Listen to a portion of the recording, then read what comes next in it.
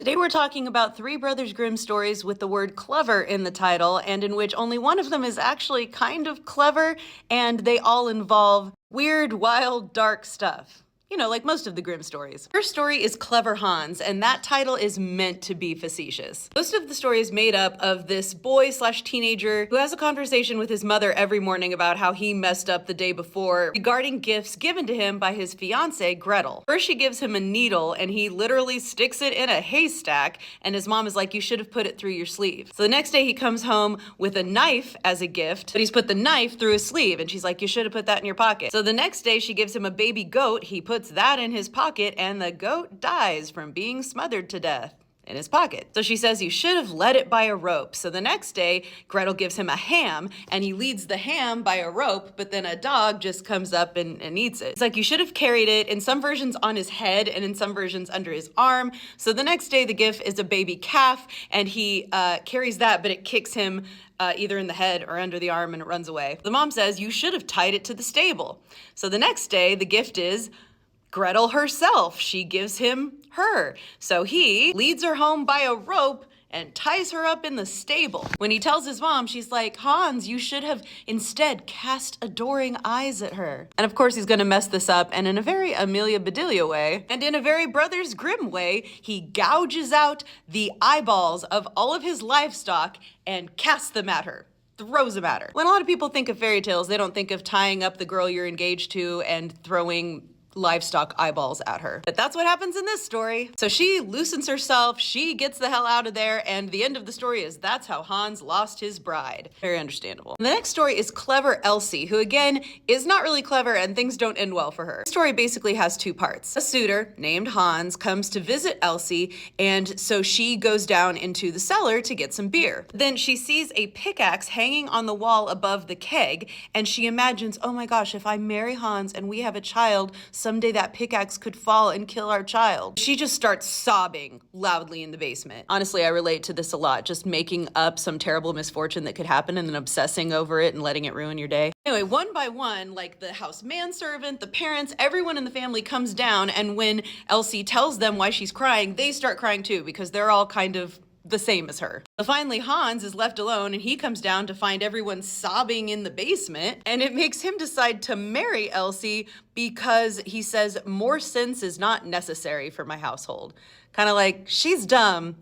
And that works, but actually it doesn't work, because in part two, they've been married for a while. He goes out to earn a living, and she's supposed to stay and cut the corn. She goes out to work, but she takes porridge with her, and then she eats it before she even starts to work, and then she's like, "I'm tired." So she falls asleep without ever actually doing her work. And Hans comes home later, goes out and finds out she's been asleep and didn't do anything all day. He does what we would all do in this situation. He goes and gets a strand of yarn, strings a bunch of bells to it, and then wraps it around her. Then he goes home, and she wakes up with these bells on, and she doesn't think she's herself. She's like, "Wait, I fell asleep without bells, and now I have these bells, so I must not be Elsie." Kind of like not having any object permanence. So she goes home and knocks on the door and asks if Elsie is inside, and Hans says, "Yeah, she is." And so she thinks to herself, "Well, I must not be Elsie."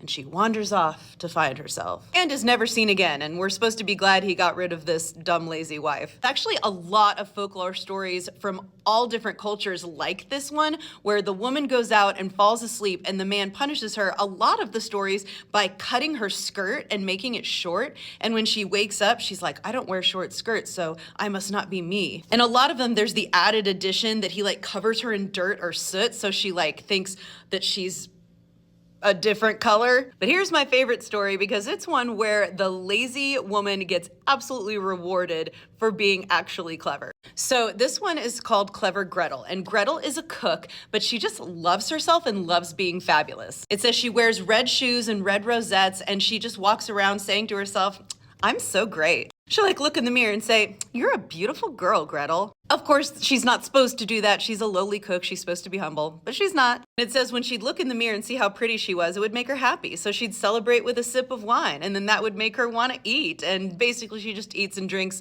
all the stuff she's supposed to be saving for her master. But one day her master's like, "I have this really special guest coming to dinner, so I want you to cook 2 whole chickens the best you can." She kills them, plucks them, cooks these chickens, and they look great. But they keep waiting and the guest doesn't arrive, and eventually she tells her master, "Hey, these chickens are gonna go bad." So he's like, okay, I'll go out and look for my guest. Maybe something happened to him. So once he's gone, she's like, man, I'm hungry and thirsty from slaving over that hot stove. I'm gonna go down and have some wine. It says she raises the jug to her lips, takes a big swig and says, God bless you, Gretel. So as she gets a little bit drunker, she's like, you know, I should test those chickens, make sure they taste good. So she tastes a little one. She's like, ooh, that's good. So I should probably taste the other. And she does. And she's thirsty, so she drinks more. Eventually, they've been gone so long. She's like, you know what? They probably ate somewhere else. They're not even going to eat this. So she ends up eating everything and drinking all the wine. So just as she's finishing her meal, her master rushes in. And he's like, hurry up, hurry up. My guest is right behind me. And she's like, ew. But she is so quick on her feet. She's like, sure, sir, the chickens are ready. So he goes into the kitchen and picks up a giant carving knife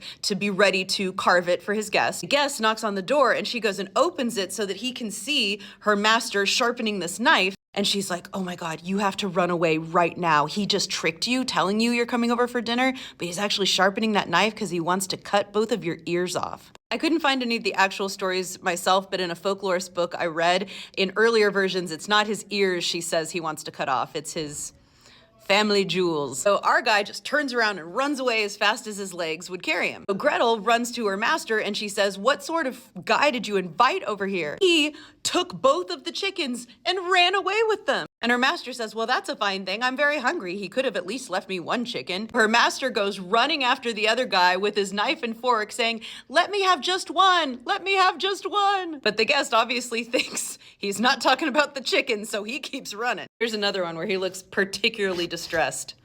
It's freaking hilarious. I imagine Gretel just licking her fingers, finishing off the wine and going to bed. Great day for Gretel. Gotta leave you with one more very old folklore story about people getting away with something they shouldn't, but you're kind of happy for them. This is from one of the oldest books of Italian fairy tales called the Decameron. It's kind of like 1001 Nights, but in Italy. It was written in the 1300s, and Geoffrey Chaucer has one of his tales in the Canterbury Tales based off of this. There's versions of it everywhere, but this one's my favorite. It's called Lydia and Pyrrhus. So there's this wealthy old man named Nicostratus, and he's married to this beautiful young girl named Lydia, and it says that she was not entirely satisfied with their marriage because he's old and she's young. So she starts having an affair with one of her husband's servants, Pyrrhus. He is described as handsome, young, and energetic. So they devise a scheme where they can basically have sex in his presence. The three of them are walking in the garden and Pyrrhus climbs up this pear tree to get some pears. And then he calls down to his master and his lover. He's like, master, have you no shame making love in broad daylight like that? And Nicostratus, the master, is like, what are you talking about? My wife and I are just standing here. So Pyrrhus comes down and he's like, wow, that tree is enchanted. If you go up there, it looks like the people down there are getting it on. So the old man is like, oh, that sounds interesting. So he climbs up in the tree and what do you know? He looks down and sees